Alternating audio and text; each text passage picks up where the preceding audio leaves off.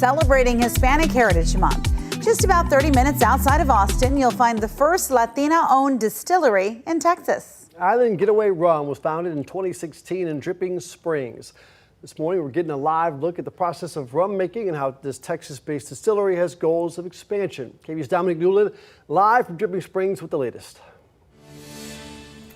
Hey guys, good morning. Yeah, that's right. We are at Island Getaway Rum, the distillery here in Dripping Springs. I'm joined by Stephanie Houston again, the founder, where all this magic happens. Stephanie, we switched up locations compared to where we were at the 5 o'clock hour. Tell us what this used to be, where we're at. So this particular area, we had 2 sofas and people would sit here and drink cocktails. This is actually our tasting room. And so earlier this year, in May, we decided to kind of double down on what we do, which is make rum and sell it. And to do that, we closed our tasting room. So almost like 2 separate businesses, right? We can be a manufacturer or we can be a hospitality event center. And so we're leaning hard into our hospitality area. We run a segment on KVUE called Boomtown. It shows all the growth happening in Central Texas. There's a lot of growth in your industry right now, especially with Island Getaway Rum. You all are going global. Talk a little bit about that. That's exciting. So I'm super excited about this because we've been working really closely with the Texas Department of Agriculture. And so we go on different trade missions with them or with Southern U.S. Trade. And we've been able to make our first export sales to Japan, which is really cool. And then this week we're actually showcasing in Vietnam. And then in a week from now I'll be in Spain.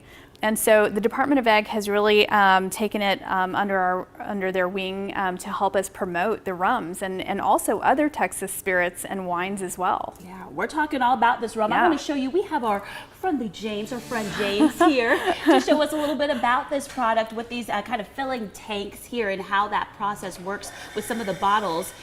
Elsa, if you talk a little bit right now, the bottles as well, they're empty, you know, the labels go on. What's that process once this? So we do a lot of our process actually manually still. You know, we started off as a craft distillery and we're kind of making that transition into a bigger production.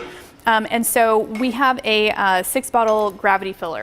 And so what we do is we sanitize the bottles first, and this can fill 6 bottles at a time.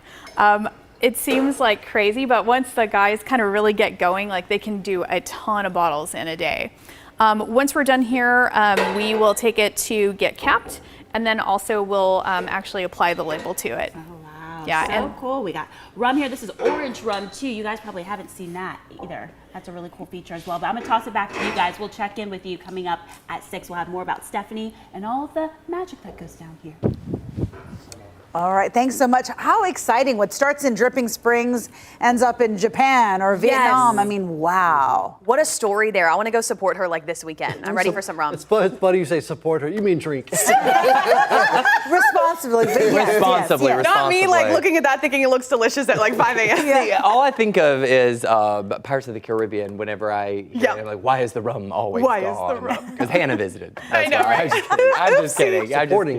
Supporting. She's supporting. I am. That's right. supporting local. Look. Yes.